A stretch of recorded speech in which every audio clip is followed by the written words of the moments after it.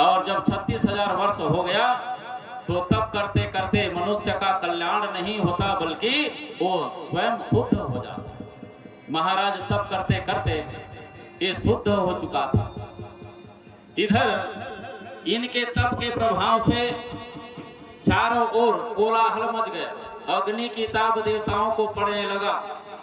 और महाराज देवताओं ने कहा कि हे ब्रह्मा जी, ये आपका तप कर रहा है महाराज, आप एक काम करिए, जाइए और जा करके इनको आप जो मांग रहा है वो वरदान दे दीजिए, जा करके दर्शन दे दीजिए, नहीं तो ये तो पूरा पृथ्वी हिलने लगा है महाराज। महाराज ब्रह्मा देवताओं के अनुनय विनय करने के बाद देखते देखते वहां प्रकट हो गया।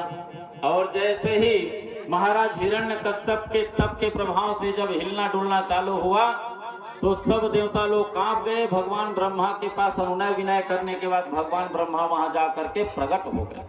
जैसे ही महाराज ब्रह्मा हिरण्यकश्यप के समीप गए तो तप कर रहा है, ओम ब्राह्मणे नमः, ओम ब्राह्मणे नमः, ओम ब्राह्मणे नमः।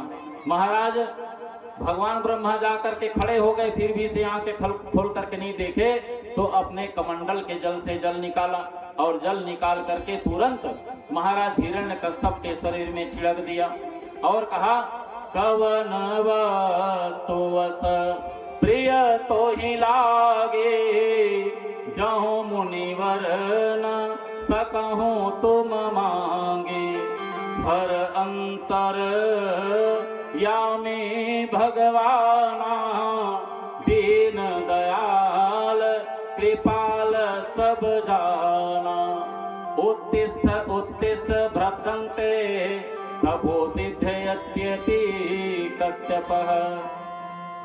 हे हिरण्यकश्यप, तुम्हारा जो तप है बेटा वह पूर्ण हो चुका है, उठो उठो उठो। जब उठे नहीं तो कमंडल का जल छिड़क दिए। जैसे ही महाराज भगवान ब्रह्मा का कमंडल, जो ब्रह्म कमंडली गंगा है, उसका जल महाराज हिरण्यकश्यप के ऊपर पड़ा तो ऐसा उनका शरीर दिव्य हो गया कि अभी अभी ये घर से भोजन करके आया होगा, इतना हृष्ट पुष्ट और तेज हो गया। ऐसा नहीं लग रहा है कि एक दिन भी आकर के घाम में खड़ा हुआ हो, ऐसा लग रहा है मानो अभी अभी घर से हृष्ट पुष्ट भोजन करके आया होगा। हृष्ट पुष्ट तन भय सुहाए, मानहु अब ही भवन ते आए। ऐसा लग रहा है जैसे अभी अभी भवन से आया हुआ। हिरण्यकश्यप भगवान ब्रह्मा को देखे और देख करके नमामः शीर्षा भूमौ, दंडवत प्रणाम किए। भले दैत्य है लेकिन भगवान ब्रह्मा का दंडवत होकर के प्रणाम किए। और आज प्रणाम करते कैसे? भगवान राम जब त्रेता में थे, प्रातः काल उठ के रघुनाथा, गुरु पितु मात नवावहि माथा, पाहि नाथ कहि पाहि गोसाई, भूतल परम लुकुट की नाई। पहले दंडवत प्रणाम करते थे और प्रणाम करने से आखिर होता क्या है? तो भैया आयुर्विद्या यशो बलम, 4 चीज की प्राप्ति होती है। अगर हम आपसे बड़े, अपने से बड़े, अपने से बुजुर्ग, अपने से सम्मानी का अगर प्रणाम करते हैं तो आयु मिलता है, आयुर्विद्या यशो बलम, 4 चीज की प्राप्ति होती है। और आज ये प्रैक्टिकल बात है। हम कहीं जा रहे हैं, हमारा कहीं जान पहचान वाले मिल गए, वो छानहीन कहीं चढ़ा और खपरा ऐसे बना रहा है, ओढ़ रहा है खपरा, तो खपरा को पकड़े पकड़े पा लगी महाराज। रास्ते में कहीं डंडा, कहीं वर्दी में जा रहा है गाय को खेदने के लिए, डंडा पकड़ा है, डंडा शुद्ध पा लगी महाराज। तो आज का जो प्रणाम करने की जो परिस्थिति है वो बदल चुका है। खैर भावना अलग बात है, लेकिन पहले जो प्रणाम करते थे, दैत्य लोग भी प्रणाम करना जानते थे। दंडवत प्रणाम किया और दंडवत प्रणाम करने के बाद वरदान की याचना करने लगा। महाराज ब्रह्मा से कहा कि महाराज मुझे आप प्रसन्न हो करके यहाँ दर्शन दिए हो तो मैं अमरता का वरदान प्राप्त करना चाहता हूँ, मैं अमर होना चाहता हूँ, इस संसार में मैं मरूं ही ना, तभी तो मैं नारायण से लड़ पाऊंगा, उसको समाप्त कर पाऊंगा। भगवान ब्रह्मा ने कहा बेटा अरे अमरता का वरदान तो मुझे भी नहीं मिला है रे, मेरा भी कुछ आयु एकदम फिक्स है। मेरा आयु समाप्त होगा, फिर मैं मर जाऊंगा, फिर ब्रह्मा की सृष्टि होगी। जब मैं स्वयं अमर नहीं हूं तो मेरे पास है ही नहीं है, मैं तुमको कैसे अमरता का वरदान दे सकता हूं। हाँ, वो अमरता को छोड़ करके कोई और दूसरा वरदान मांगना चाहते हो तो बोलो। तो महाराज हिरण्यकश्यप कहे, डायरेक्ट मैं अमरता का वरदान मांगता हूं तो ये अमरता का वरदान नहीं दे रहा है, इसलिए कान को इसको ऐसे घुमा करके इनडायरेक्टली इनको अमरता का वरदान प्राप्त कर लेता हूं, ताकि इनके समझ में ना आए। इसलिए महाराज हिरण्यकश्यप कहने लगे, यदि दासस्य भीमितान करान् मे वरदोत्तमः भूतेभ्यस्त्वाद्धि सृष्टिभ्यो मृत्युर्मां भुन मम प्रभो। ब्रह्मा ने कहा, तात माम दुर्लभाम पुंसा। अब महाराज जो भी वरदान मांगना चाहते हो, अमरता बस की वरदान आपको नहीं मिलेगी, उसके बाद जो कुछ मांगना चाहते हो मिल जाएगा। जरा मरण दुख रहित तन समर्जित नहीं कोय, एक छत्र रिपुहीन मही राज्य कल्प सत होय। हिरण्यकश्यप ने कहा, महाराज आप वरदान देना चाहते हो, मेरे तप से प्रसन्न हो तो महाराज मैं न अस्त्र से मरूं, न शस्त्र से मरूं, न दिन में मरूं, न रात में मरूं, न घर में मरूं, न बाहर में मरूं, न ऊपर में मरूं, न महाराज नीचे में मरूं, न पाताल में मरूं, न आकाश में मरूं, आपके सृष्टि के अनुसार किसी जीव से ना मरूं, अभी वरदान दे दीजिए। भगवान ब्रह्मा ने कहा, ठीक है बेटा, अमरता का बस वरदान नहीं मिल सकता, बाकी ये जितना बोल रहे हो एव मस्तु दे दिया, ये भी तो अमरता का ही वरदान हो गया। हिरण्यकश्यप ने सोचा, इसके सृष्टि के भीतर यहाँ और कौन जन्म लेगा मारने के लिए, तो तुम्हारे सृष्टि के भीतर कोई जीव ना हो। अब ये डायरेक्ट अमरता ना करके इनडायरेक्ट घुमा फिरा के अमरता का वरदान मांगना चाह। महाराज ब्रह्मा ने एव मस्तु कह दिया। वरदान प्राप्त करके महाराज हिरण्यकश्यप जैसे ही वहां से उस पर्वत से निकला, पर्वत से निकलते ही जैसे धड़ाम धड़ाम पृथ्वी में उनका पैर रखना चालू हुआ, ये पृथ्वी भी धीरे धीरे हिलना चालू हो गया। बरने न जाय अनीत घोर निशाचर जो करही, हिंसा पर अति प्रेत दिन के पावन कवन नित, बाढ़े खल बहु चोर जुआरा, पर लंपट पर धन पर दारा, माँ नहीं मात पिता नहीं सेवा, साधुन सन करवा वही सेवा, जिनके ए आचरण भवानी, ते जानहु निश्चर सब प्राण। जैसे महाराज उस पर्वत से निकला और अपने राजमहल में आया तो देखते देखते सबका साधु संतों का पूजा पाठ बंद कर दिया। यज्ञ हवन जो भी हो रहा था, सैनिकों दूतों से कहा, अरे जितने भी ब्राह्मण संत जहाँ भी यज्ञ पाठ पूजा पाठ कर रहा होगा सबको मारो, काटो, फेंको, लेकिन सबका पूजा पाठ बंद होना चाहिए। वो मेरे दुश्मन का नाम लेते हैं, उसका शक्ति बढ़ा रहे हैं, क्योंकि संसार के लोग तो किसी भी रूप में भगवान नारायण का ही नाम लेते हैं, उसी का यज्ञ होता है। और यहाँ हम लोग यज्ञ करते हैं, पूजा पाठ करते हैं, उन्हीं के माध्यम से, सुगंध से महाराज भगवान नारायण का पेट बढ़ता है, उनका शक्ति बढ़ता है। तो ये जितने भी ब्राह्मण लोग हैं वो नारायण का ध्यान करते हैं, पूजा पाठ यज्ञ सब बंद कर दो। और देखते देखते उनके जितने भी दूत हैं सब लोग जा करके वो सब जहाँ भी यज्ञ करते थे, पूजा पाठ करते थे, हवन करते थे, सबको तलवार से मारते गए और सबका यज्ञ बंद करवाते गए। यत्र यत्र द्विजा गावो वेदो वर्ण समाक्रिया, तम तम जनपदम यात सदीपयत वृश्चयः। जहाँ जहाँ ये लोग यज्ञ कर रहे हैं सबको जा करके समाप्त कर दो। देखते देखते ये सब सैनिक वहां गए और सबको जा करके मारते गए, यज्ञ अनुष्ठान को बंद करवाते गए। देवताओं में हाहाकार मच गया, सब लोग डर के मारे खोहा में जा करके छुपने लगे, कोई गुफा में छुपने लगे। अचानक जब देवता लोग भागने लगे, खोहा में घुसने लगे, तो अचानक आकाशवाणी हुई। भगवान ने कहा, देवताओं तुम चिंता मत करो, इनके घर में अब महाराज प्रहलाद आने ही वाला है। प्रहलाद जैसे ही आएगा तो जिस दिन प्रहलाद को मारने की प्रयास महाराज हिरण्यकश्यप करेगा, उसी दिन मैं उनके घर में उनको समाप्त करने के लिए अवतार लूंगा, तुम चिंता मत करो। सब देवताओं को ढाढ़स बंधा दिया।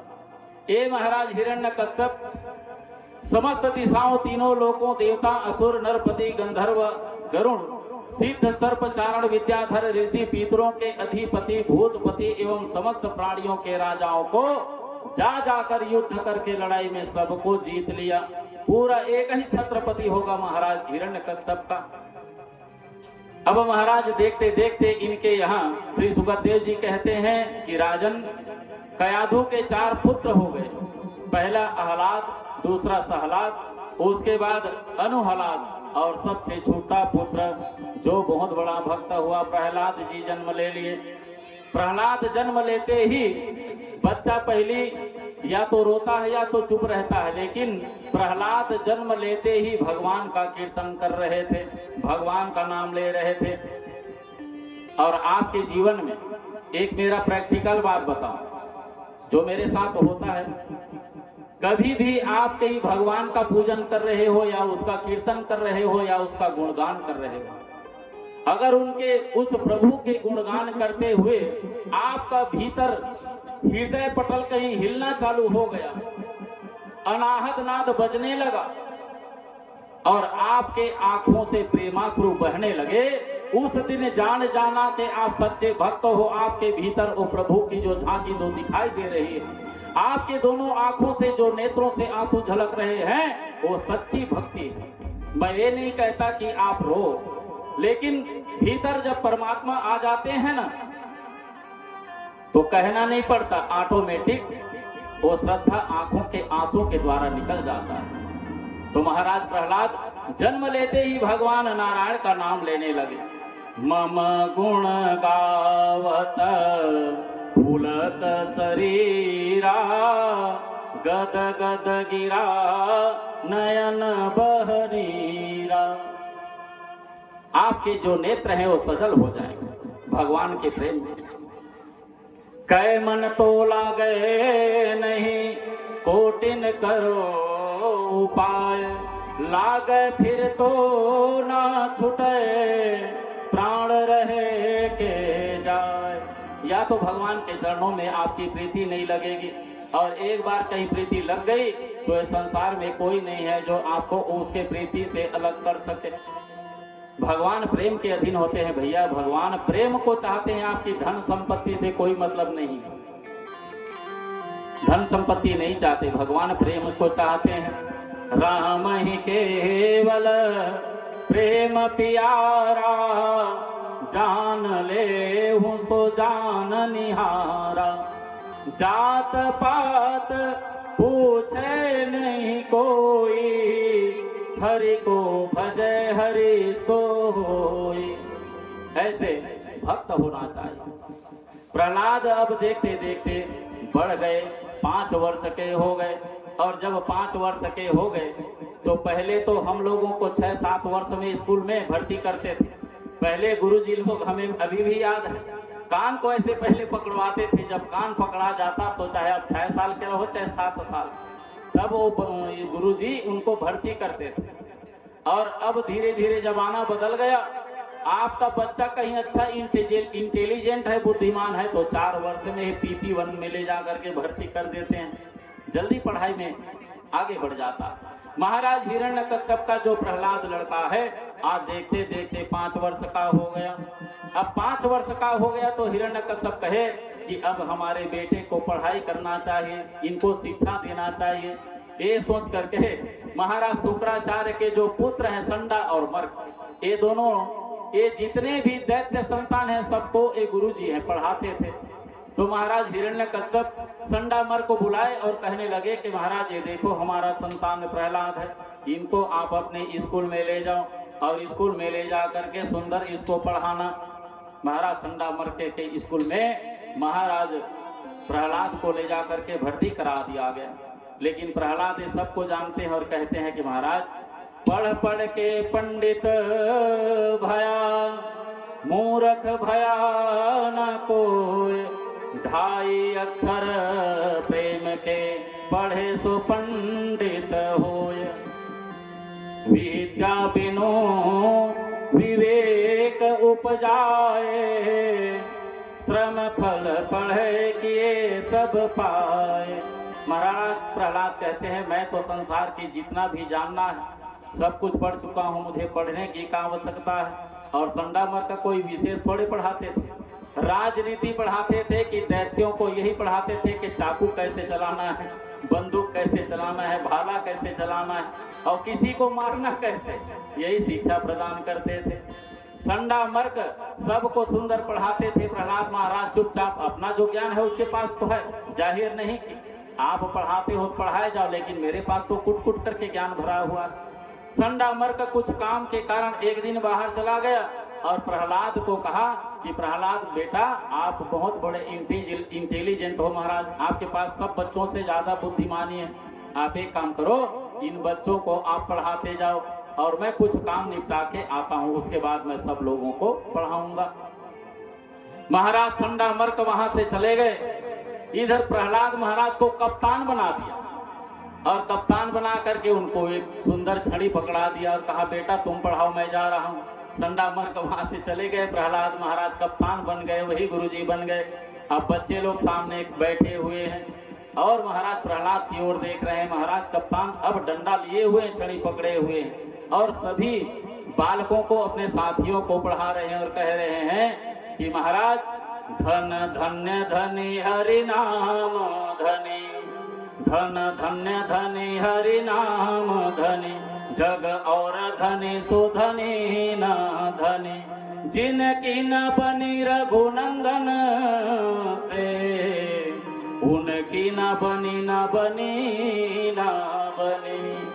महाराज शिष्यों को सुंदर शिक्षा कर रहे हैं, प्रदान कर रहे हैं, कह रहे हैं कि हे साथियों, हे मित्रों, हमको जवानी में ही भगवान का स्मरण करना चाहिए, भजन करना चाहिए और अभी से हम लोग बचपन से भगवान का ध्यान करेंगे तो जवानी में याद रहेगी, बुढ़ापे में हमको तकलीफ नहीं होगा, बुढ़ापे में हमारे जो हरि है वो मरने के समय स्मरण रहेंगे।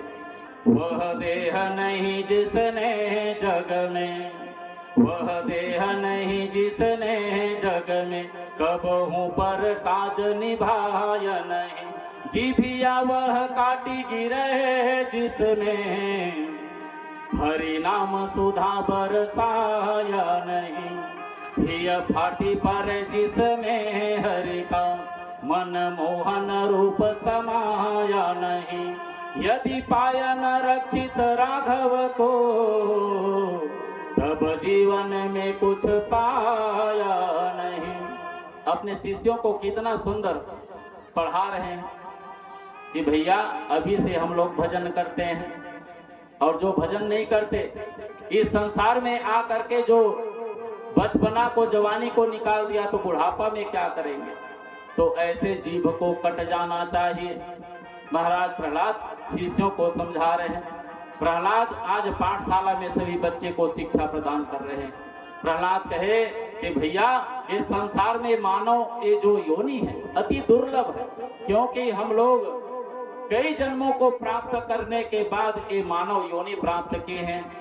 84 लाख योनियों को भोग करके मानव तन मिलता है और हमने अभी अपना सदगति नहीं की, भगवान का स्मरण नहीं किया, मरने के समय हम नहीं कर पाएंगे और हमें फिर वही 84 लाख योनि में भटकना पड़ेगा। दुर्लभो मानसो देही, देही नाम क्षण भंगुरा।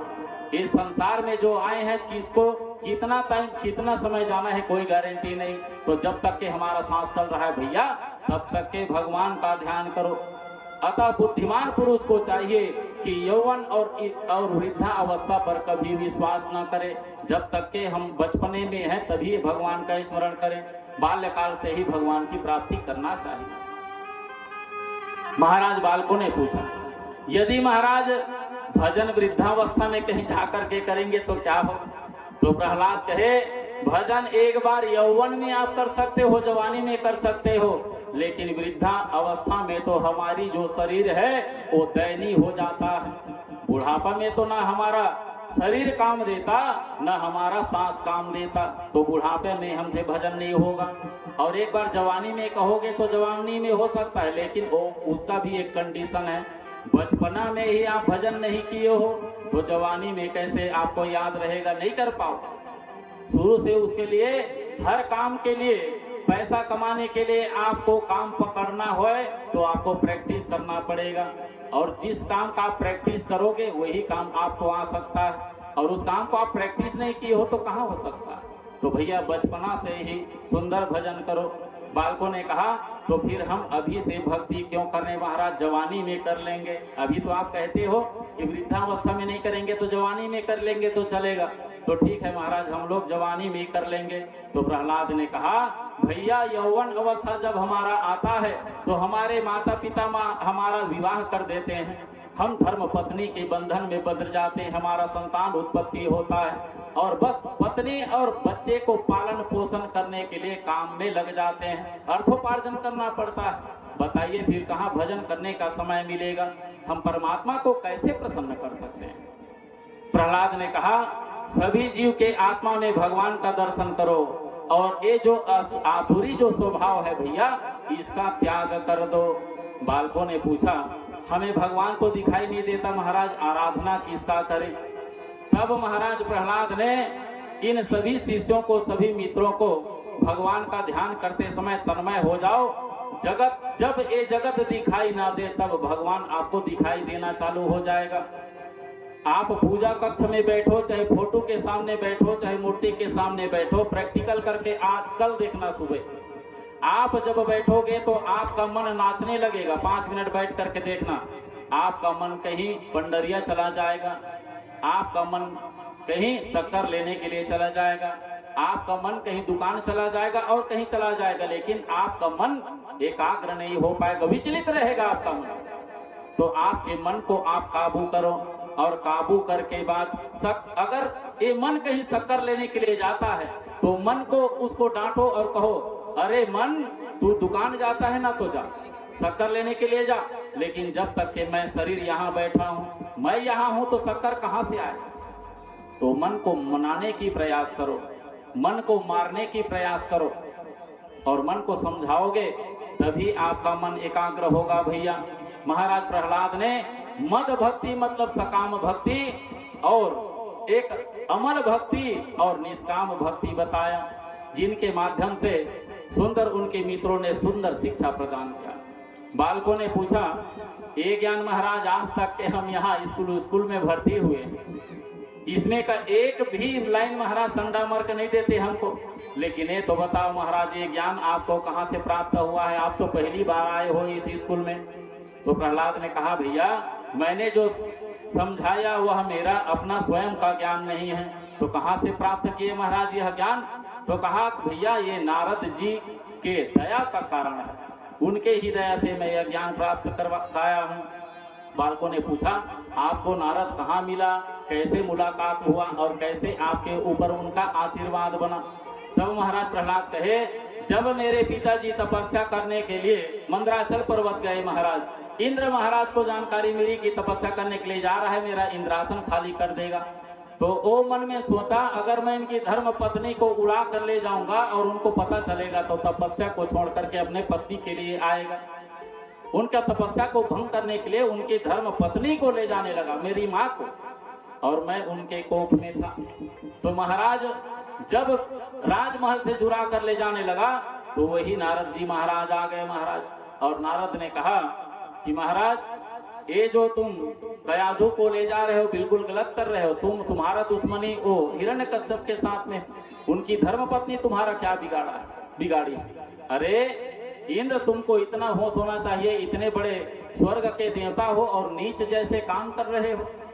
ये जो कयाधु है इनके गर्भ में हमारे नारायण का भक्त पल रहा है, जैसे नारायण के भक्त पल रहा है। प्रहलाद का नाम सुने महाराज इंद्र छोड़ करके भाग गए। तो महाराज मेरे पिता के आने तक के मैं और मेरी माँ महाराज नारद के द्वारा सुंदर शिक्षा लिए थे, उनका सुंदर आश्रम बना हुआ था। उसी आश्रम में मैया सुंदर बाहरी लगाई करती थी, लिपा पोती करती थी और सुंदर संत समागम चलता था। तो मैं मैया के गर्भ में बैठे बैठे जो तो सत्संग चलता था उनको ही श्रवण पान करता था। मैया सुनते सुनते, कथा सुनते सुनते सो जाती थी, आंख बंद कर देती थी, फिर भी मैं पेट में जागता रहता था और वो महाराज नारद जी के द्वारा दिए गए ज्ञान को श्रवण पान करता था। प्रहलाद ने कहा कि ये तो शिक्षक मित्रों ने कहा ये तो बताइए महाराज, ये भगवान के विषय में आप कर रहे हो तो आपको कैसे विश्वास हुआ कि भगवान होता है कि नहीं होता है? तो महाराज प्रहलाद कहे कि महाराज मैं ऐसे ही अपने राजमहल में था, राजमहल से मेरी माँ ने एक बार मुझे चांटा मार दिया और चांटा मारा तो मैं डर के मारे कुम्हारपारा चला गया। आप लोगों ने सुना होगा, चांटा मारा महाराज, मैं कुम्हारपारा चला गया और वहां कुम्हार जो पाड़ा आवा बनाया हुआ था, महाराज आवा लगा रहा था आगे, तो वहां करसी जो कुम्हार जो घड़ा बनाता है उसको आवा में डाल रहा था और उस पात्र में एक बिल्ली का बच्चा घुसा हुआ। और जैसे ही गया मैं महाराज तो मैं देख तो लिया था लेकिन बता नहीं पाया। वो कुम्हार ने चारों तरफ से आग लगा दिया और आग लगा दिया तो मैंने कहा कि महाराज उसका याद आ गया कुम्हार का। उनकी धर्म पत्नी ने बता दिया, अरे तुमने इतना जल्दी जल्दी में आग लगा दिए, इसी में तो एक बिल्ली ने बच्चे को जन्म दी थी।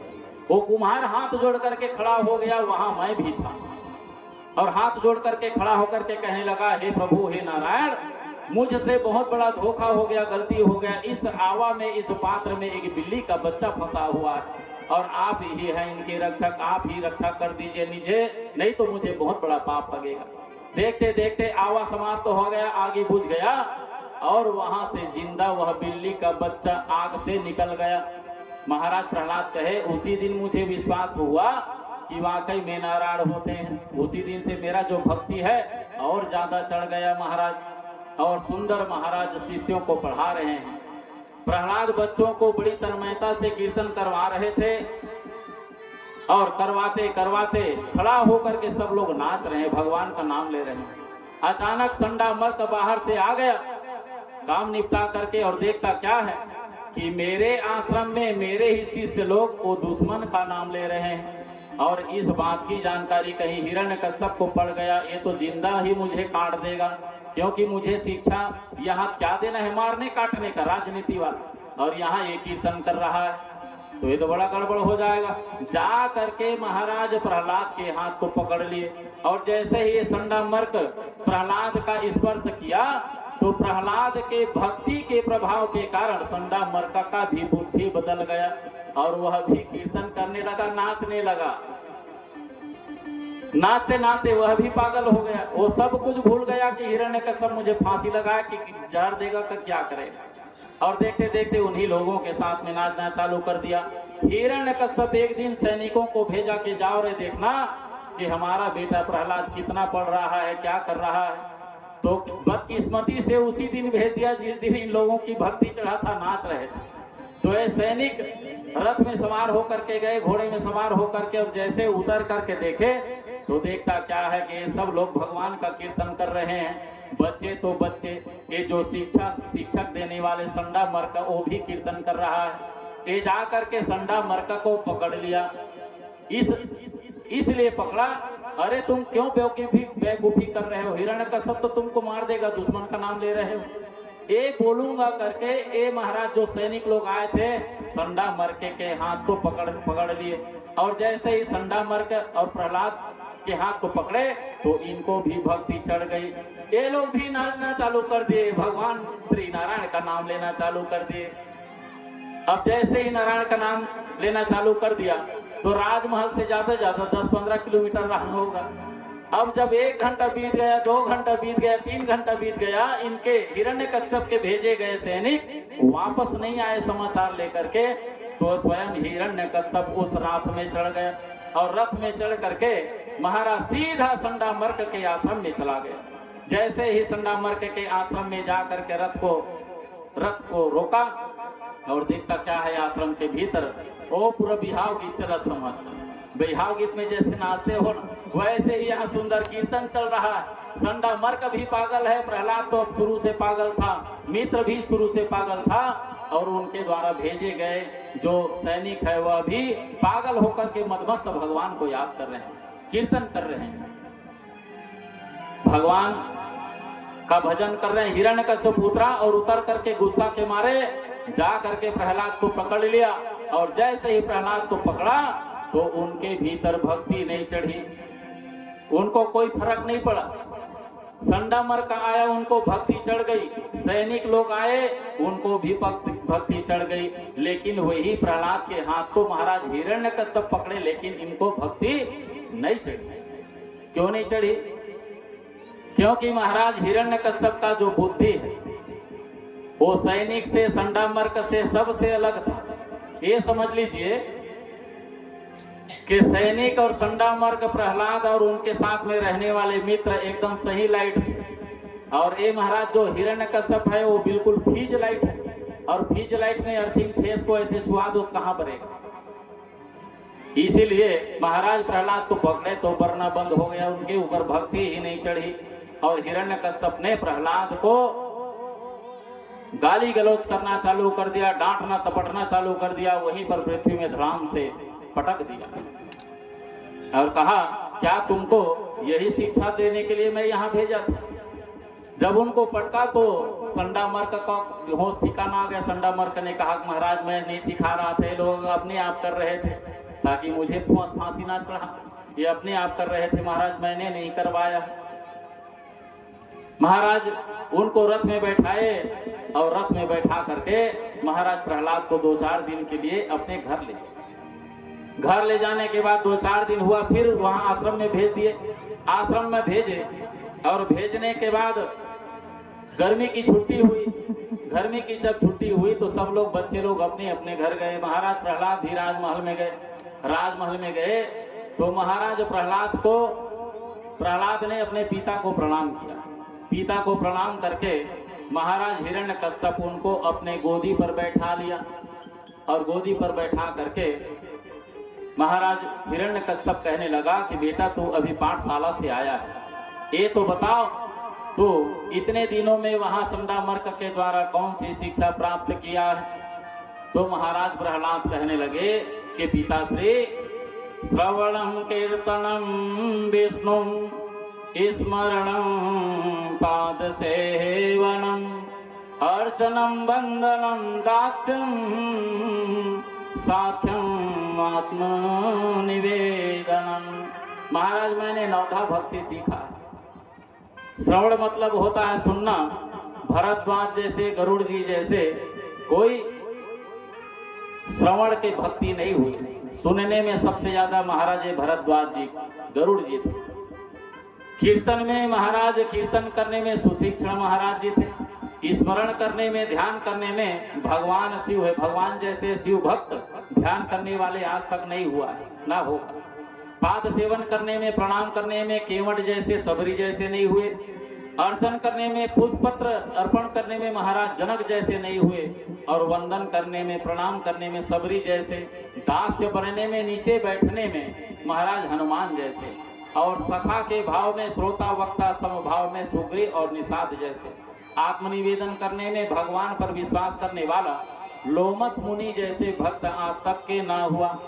इति पुंसार्पिता विष्णु भक्ति सेव नवलक्षणा कृते भगवत्या तन्मय अधितो ममोत्तयम्। यदि भगवान के प्रति समर्पण के भाव से यह 9 प्रकार की भक्ति की जाए तो मैं उसी को उत्तम समझता हूँ। महाराज रामायण में सुंदर नौधा भक्ति बताया गया है, और श्रीमद् भागवत में भी नौधा भक्ति का वर्णन मिलता है। जननी जनक बंधु सुतदारा धन धन धाम सुहृद परिवारा। भगवान को कितना चाहो, सबके ममता ताग बटोरी, मम पद मन ही बांध बर डोरी।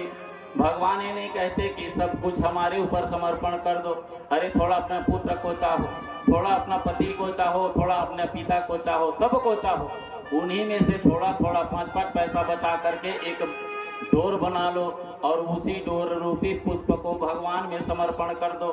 पूरा मन मुझ में लगाओ ये नहीं कहते। आप परिवार पर भी ध्यान दो और मुझ पर भी ध्यान दो। नवधा भक्ति श्रीमद् भागवत में भी बताया गया है।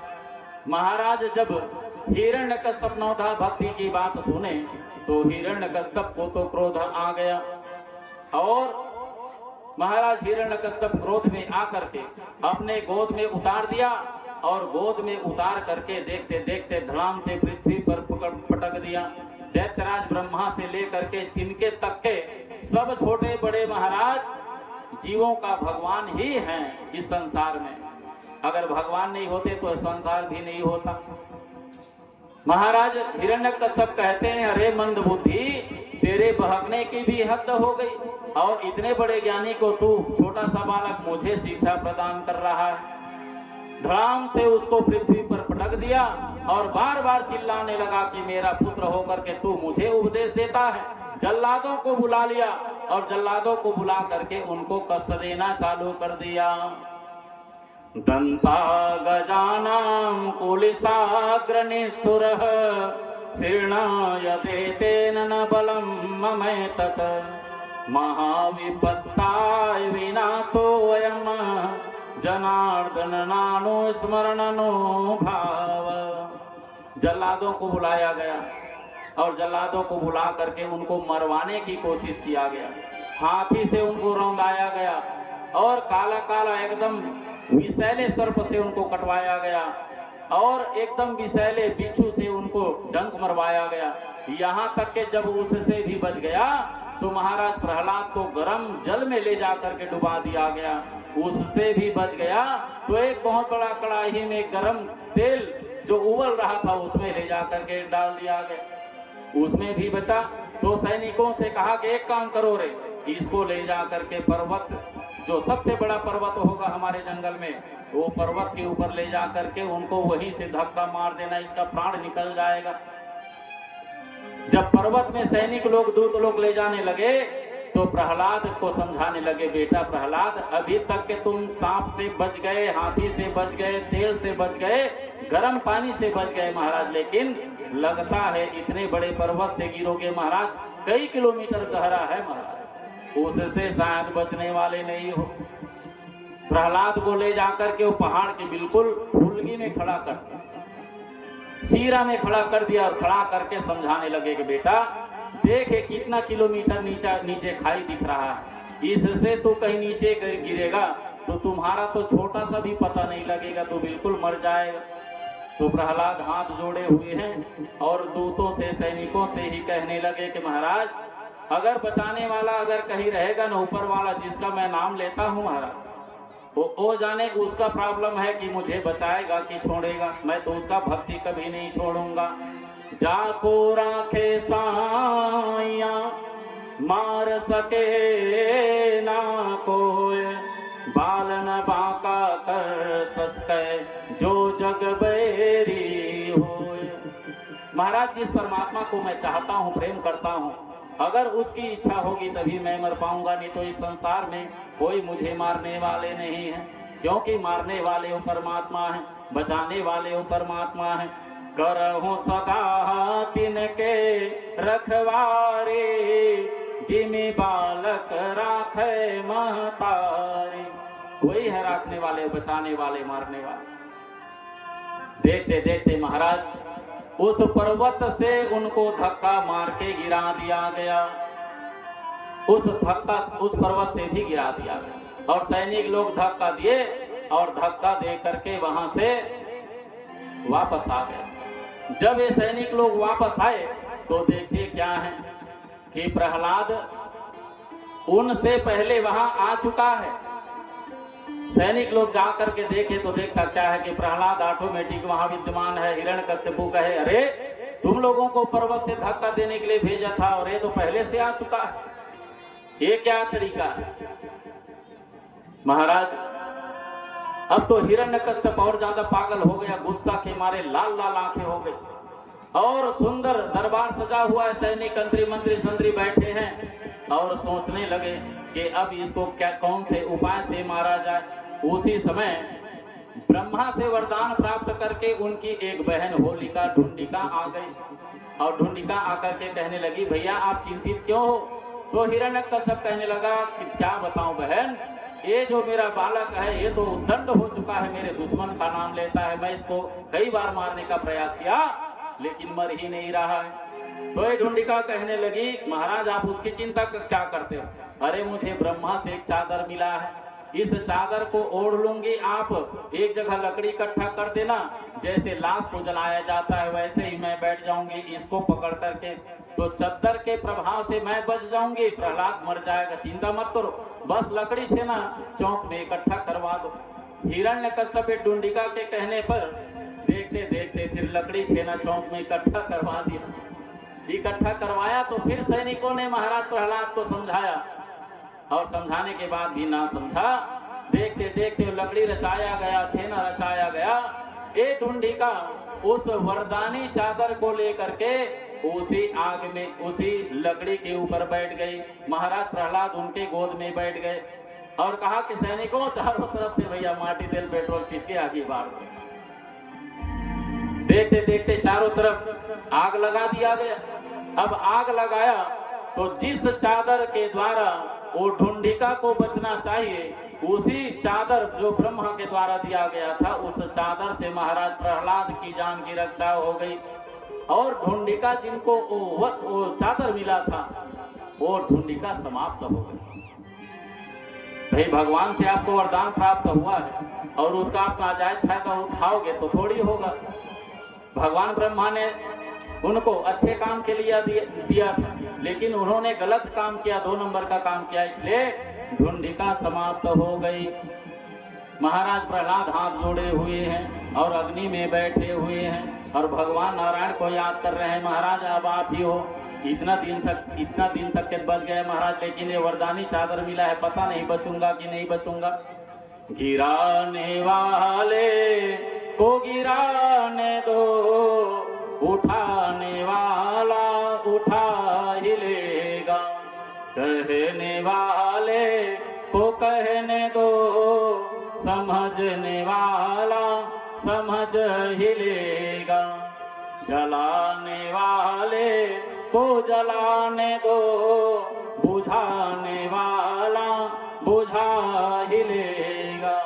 जैसे भगवान नारायण का याद किया, भगवान नारायण ने उनको बचा दिया। देखते देखते उस अग्नि में ढूंढिका समाप्त हो गई।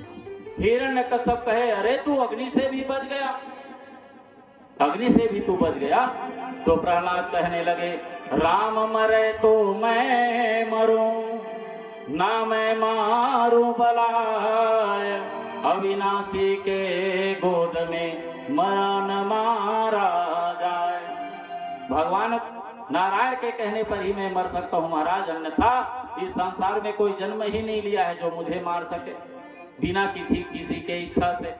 क्या उसके बाद हिरण्यकश्यप जब परेशान हो गया तो कयाधु को बुलाया और कयाधु को बुला करके महाराज प्रहलाद को कारागार में डाल दिया गया और कारागार में डाल करके कयाधु को बुलाए और बुला करके कहा कि देवी, ये काला काला ये संसार में जो सबसे ज्यादा विषधर सांप ये उसी का विष है।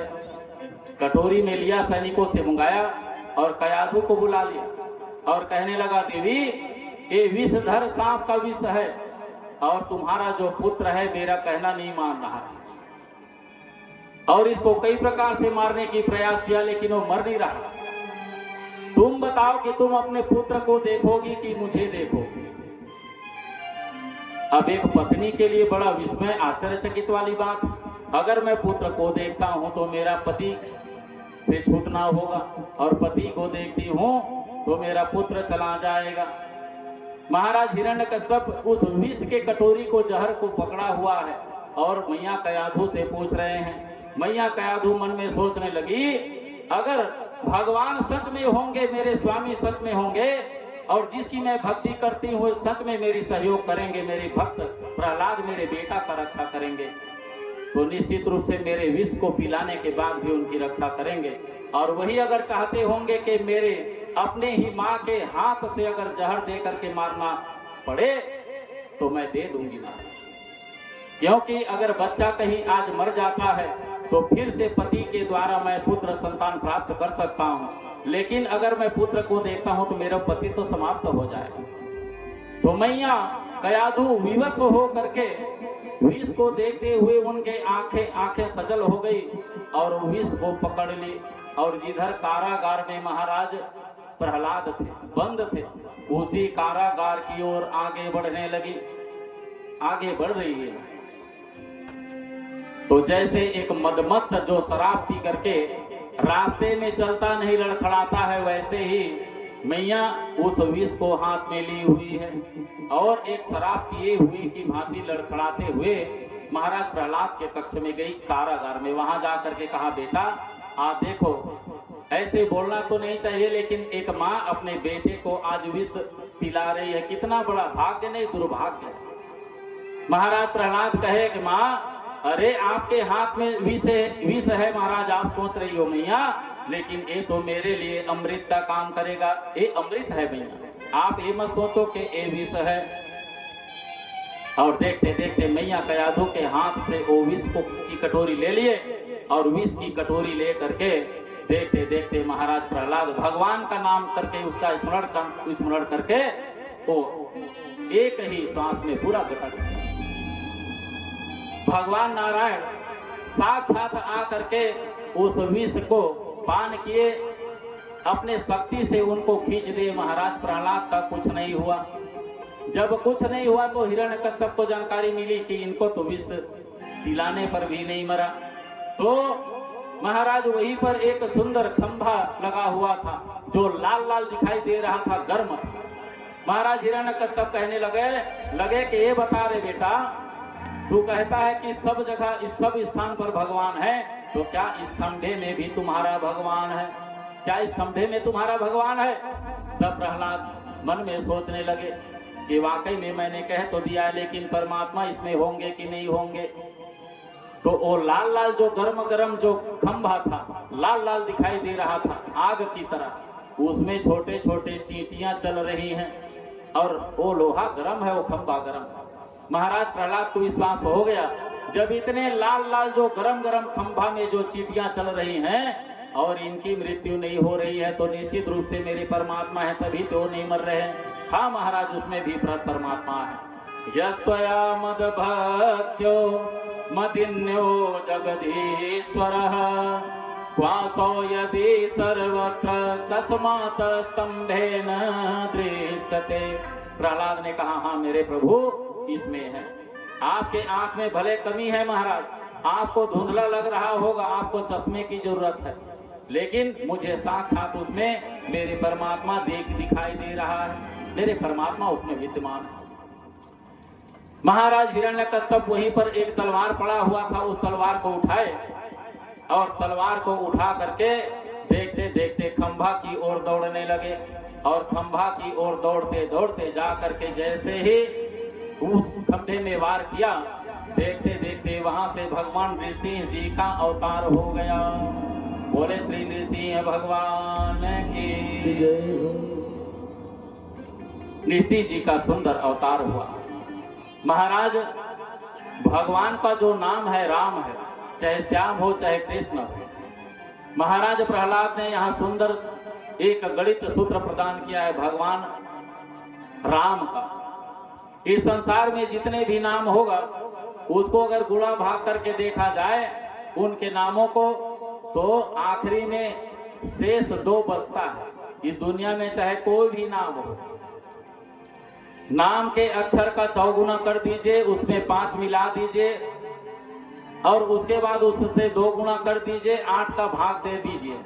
उसके बाद इस संसार का कितना भी नाम ले लो, कई अक्षर का रहे, उसमें 2 ही बच जाता है।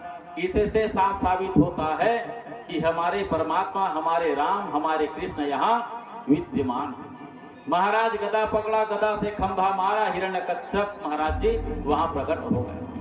जैसे ही प्रकट हुए तो महाराज ऋषि भगवान काष्ठ के लकड़ी से प्रकट हुए थे, लाल लाल दिखाई दे रहे थे। नायम मृगो नापी नरो विचित्रो, और विचित्र दिख रहा था, यहाँ से यहाँ तक के मानव शरीर और यहाँ से ऊपर सिर एक बाघ की भांति।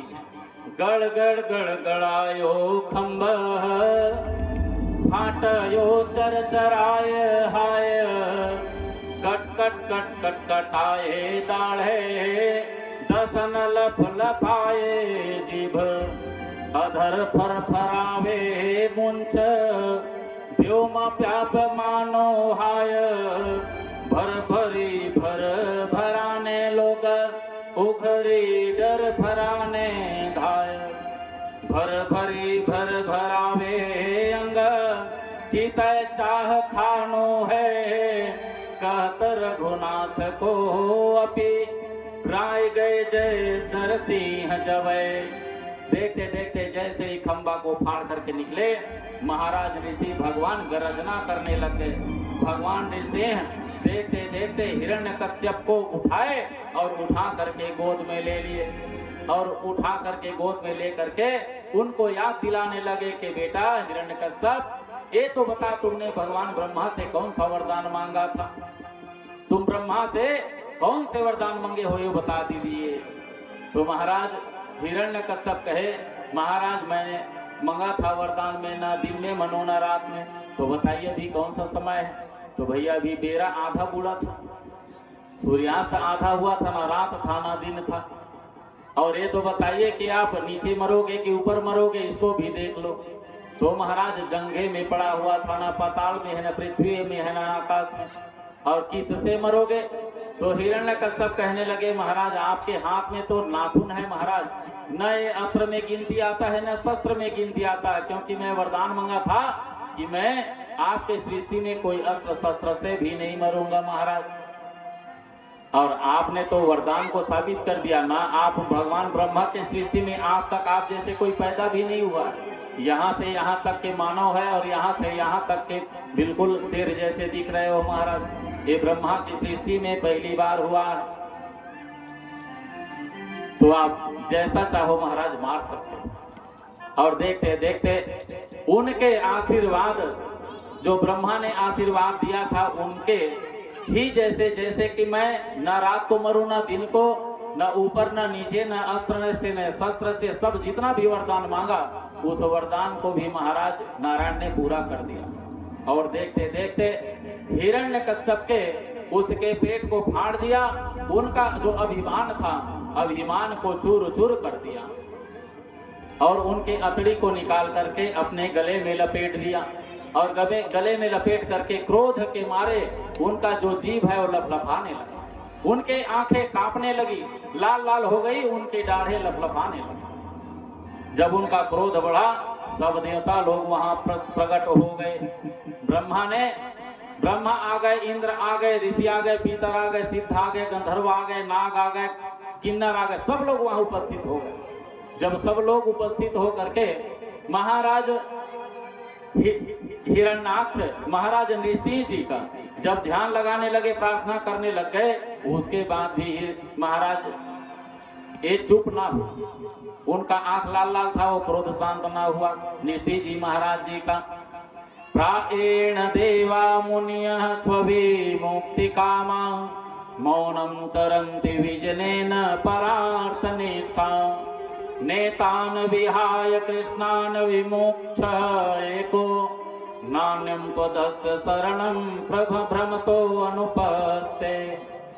सब लोगों ने प्रार्थना किया, लेकिन जब उनका प्रार्थना काम नहीं किया तो भगवान नारायण की जो धर्म पत्नी लक्ष्मी को बुलावा भेजा कि भाई उनकी धर्म पत्नी है, शायद उनके मनाने से मान जाए। मैया लक्ष्मी आ गई और लक्ष्मी भी आकर के देख करके डर गई और कहा कि महाराज ये मेरे स्वामी नहीं है, मेरे स्वामी तो एकदम शंख चक्र गदा पद्म धरे हुए, और ये तो भैया एकदम भगवा स्वरूप है, इसको मैं नहीं मना सकती, है मेरे पति नहीं है। वो सीधा छोड़ करके बैकुंठ धाम भाग गए। जब बैकुंठ धाम भाग गई तो भगवान ब्रह्मा ने कहा कि बेटा प्रहलाद, ये तुम्हारे कारण ही तुम्हारे दुख पा रहे थे, उसी कारण महाराज ये ऋषि का अवतार हुआ, और तुम्हारे प्रार्थना करने पर ही शायद ये प्रसन्न हो जाए। तो बेटा तुम ही जा करके उसको मनाओ।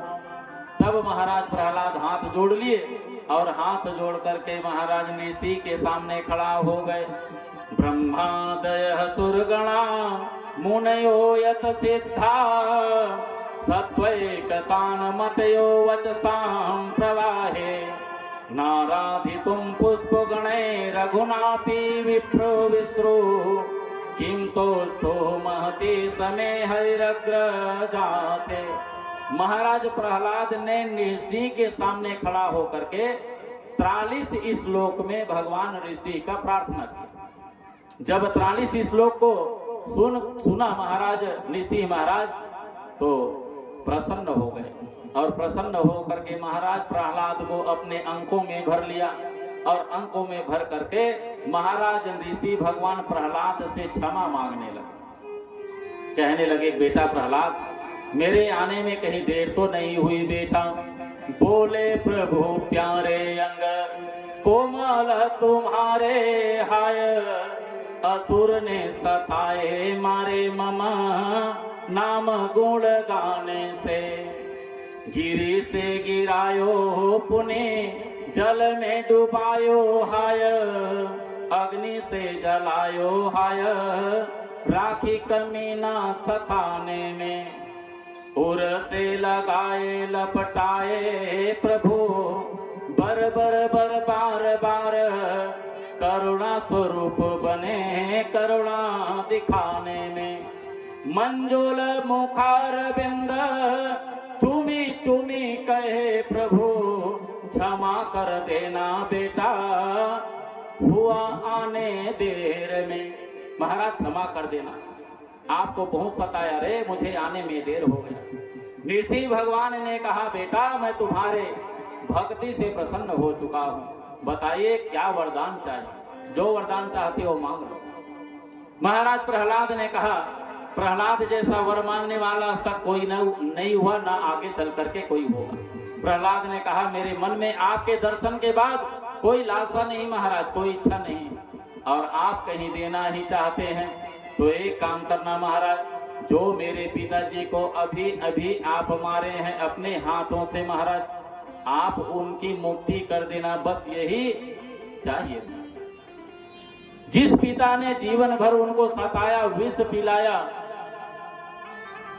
वही पिता आज मर रहा है मर गया तो देखो पुत्र का धर्म क्या होता है। पिता ने उनके ऊपर कौन सा कर्म नहीं किया हो लेकिन भक्त प्रहलाद ऐसे हैं।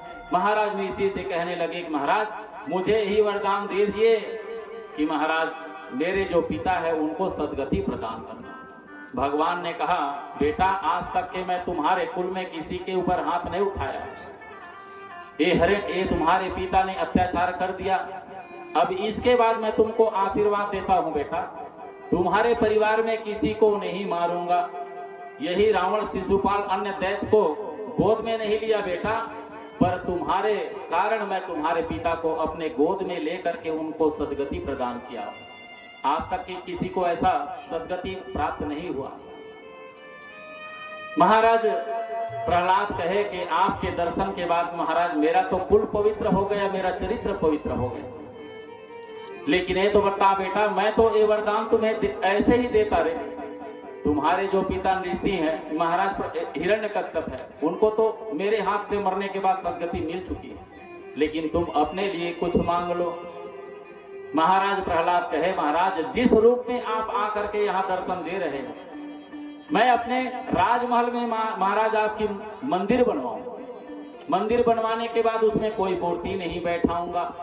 आप मुझे आशीर्वाद देते हो ना तो जब भी मैं यहाँ पूजा करने के लिए उस खाली मंदिर में आऊं तो इसी रूप में आकर के यहाँ बैठ जाना। मैं ऐसे ही आपका पूजा कर लूंगा मेरा भक्ति हो जाएगा।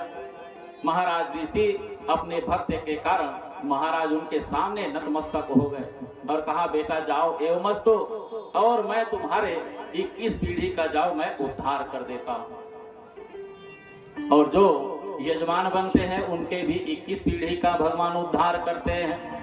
मातृपक्ष की 7 पीढ़ी पिता पक्ष की 7 पीढ़ी और ससुर पक्ष की 7 पीढ़ी को तार देते हैं। भगवान ने कहा तुम्हारे लिए जो कुछ मंगा बेटा जा मैं तुमको आशीर्वाद देता हूँ। जिस रूप में आप मुझे आप देख रहे हो उसी रूप में मैं आकर के आपको दर्शन दूंगा।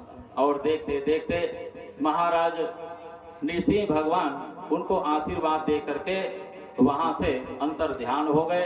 सब देवताओं ने सुंदर उनको सादर प्रणाम किया, दंडवत प्रणाम किया। सब लोगों ने आशीर्वाद लेकर के, जितने भी देवता दानव आए थे, किन्नर आए थे, नाग आए थे, सब लोग आशीर्वाद लेकर के अपने अपने लोग चले गए।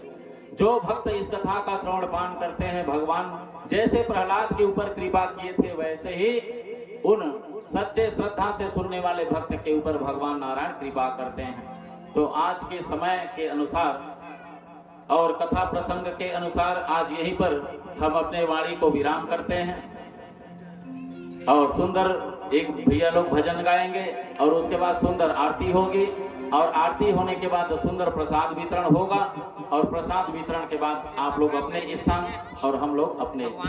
कल आपको कथा आपको सुनने को मिलेगा।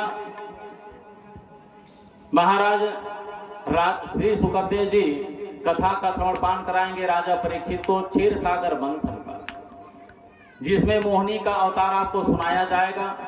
और संध्या कालीन आपका राम जन्म, कृष्ण जन्म और छत्री में जितने भी राजा हुए उनका अंश अवतारों की कथा और यदुवंशों की कथा का आपको वर्णन करके श्री सुखदेव जी महाराज जी बताएंगे।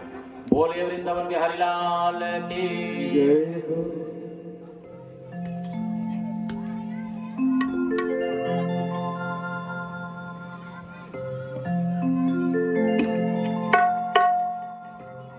हाँ, ये नमन चमन काव्यांश गजपाल टेकाम सरपंच पंडित पथरा वाले के द्वारा भगवान श्री बांके बिहारी के चरण कमल पर 100 है ना, 100 रुपए अर्पण हुए।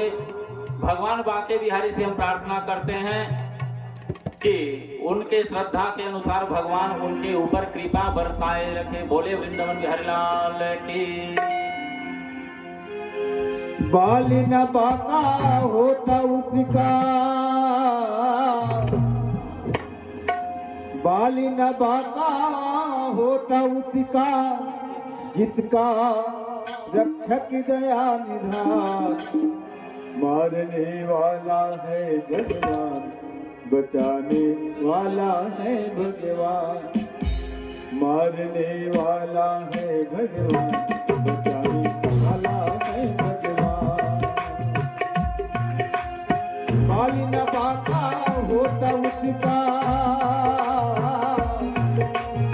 बाली न बाका होता उसका, जिसका रक्षक दया निधान। मारने वाला है भगवान, बचाने वाला है भगवान।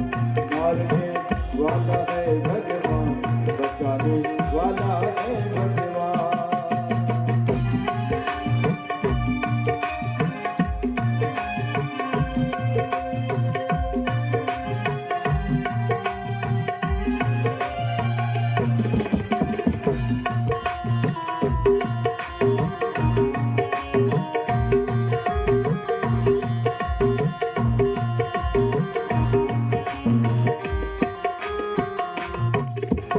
जल थल अग्नि आकाश पवन पर जीवन मुक्ति सत्ता। जल थल अग्नि आकाश पवन पर जीवन मुक्ति सत्ता। प्रभु इच्छा के बिना यहाँ पर हिल न सके पत्ता। प्रभु इच्छा के बिना यहाँ पर हिल न सके पत्ता। उसी का सोचा यहाँ पर होता, उसी का सोचा यहाँ पर होता। उसकी शक्ति है महान। मारने वाला है भगवान, बचाने वाला है भगवान। मारने वाला है भगवान, बचाने वाला है भगवान।